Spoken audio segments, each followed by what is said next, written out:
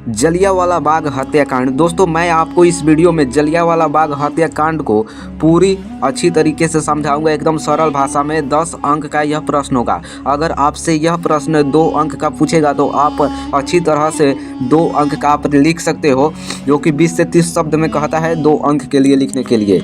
तो चलिए हम 100 से 150 शब्द में जलियांवाला बाग हत्याकांड का उत्तर देखेंगे और अच्छी तरीके से अपनी भाषा में समझेंगे। तो चलिए वीडियो को शुरू करते हैं। जलियांवाला बाग हत्याकांड। सबसे पहले हम इसकी भूमिका देखते हैं। जलियांवाला बाग हत्याकांड भारतीय स्वतंत्रता संग्राम का एक अत्यंत दर्दनाक और शर्मनाक अध्यात्मक है। यह घटना 13 अप्रैल 1919 को अमृतसर पंजाब में हुआ था।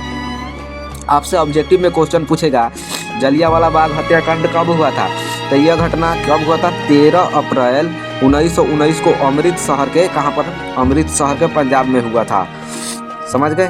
इस घटना ने भारतीय जनता के मन में अंग्रेजी शासन के प्रति गहरा आक्रोश भर दिया था। गहरा आक्रोश भर दिया था अंग्रेजी शासन के प्रति। चलिए आगे देखते हैं। यहाँ पर आगे हमारा यहाँ पर है रॉलेट एक्ट। रॉलेट एक्ट क्या था? रॉलेट एक्ट 1919 में अंग्रेज द्वारा बनाया गया एक कठोर कानून था। इसके तहत बिना मुकदमा चलाए किसी भी भारतीय को जेल में डाला जा सकता था। इस कानून में भारतीयों की स्वतंत्रता छीन ली, जिससे जनता में असंतोष फैल गया। इसका मतलब यह है कि रॉलेट एक्ट ऐसा कानून था जिसमें बिना मुकदमा चलाए किसी को भी शक के आधार पर जेल में उठा के डाल दिया जाता था, जिसके कारण ऐसे किया जाएगा तो भारतीय से तो ये तो स्वतंत्रता छीन ली गई। तो चलिए आगे देखते हैं। समझ गए आप लोग? चलिए आगे हमारा है सभा का उद्देश्य। इस सभा का उद्देश्य क्या था? 13 अप्रैल 1919 को बैसाखी के दिन लोग जलियांवाला बाग में एकत्र हुए। इस सभा का उद्देश्य रॉलेट एक्ट का विरोध करना और सत्यपाल वह सैफुद्दीन, यहाँ पर क्या लिखा है देखिए दोस्तों, सैफुद्दीन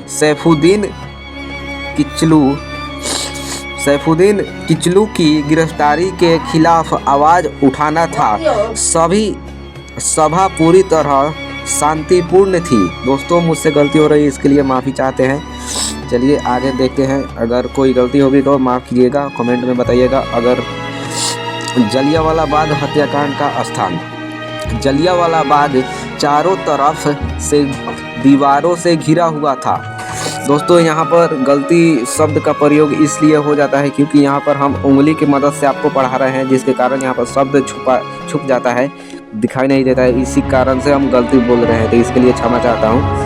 देखिए आगे देखते हैं।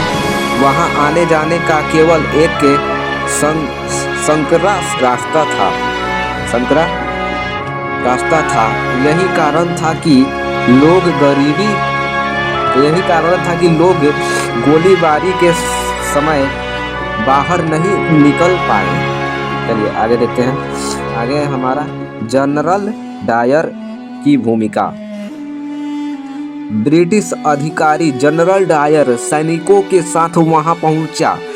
उसने बिना कोई चेतावनी दिए गोली चलाने का आदेश दे दिया। डायर ने भीड़ को तितर-बितर करने का कोई प्रयास नहीं किया। चलिए आगे देखते हैं।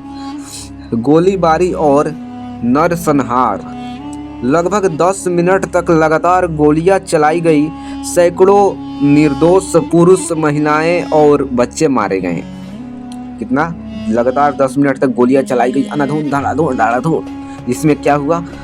सैकड़ों निर्दोष पुरुष और महिलाएं और बच्चे यहाँ पर मर चुके। कई लोग जान बचाने के लिए कुएं में कूद गए और मारे गए। कुएं में कूदे थे जान बचाने के लिए, क्या हुआ? मौत हो गया उनका। अभी देखिए ब्रिटिश सरकार की प्रतिक्रिया। ब्रिटिश सरकार ने इस घटना को सही ठहराने की कोशिश की। जनरल डायर को कोई कड़ी सजा नहीं दी गई। इससे इससे भारतीयों का विश्वास अंग्रेजी न्याय व्यवस्था से उठ गया। जबकि यहाँ पर दोस्तों जनरल डायर को कोई सजा नहीं दी गई तो क्या विश्वास तो उठेगा ही। तो यहाँ पर विश्वास उठ गया। तो चलिए आगे देखते हैं। भारतीय जनता की प्रतिक्रिया। इस हत्याकांड से पूरे देश में गुस्सा फैल गया। लोगों ने ब्रिटिश शासन के खिलाफ आंदोलन तेज कर दी। इस हत्याकांड से पूरे देश में गुस्सा फैल गया। फिर उसके बाद लोगों ने ब्रिटिश शासन के खिलाफ आंदोलन तेज कर दी।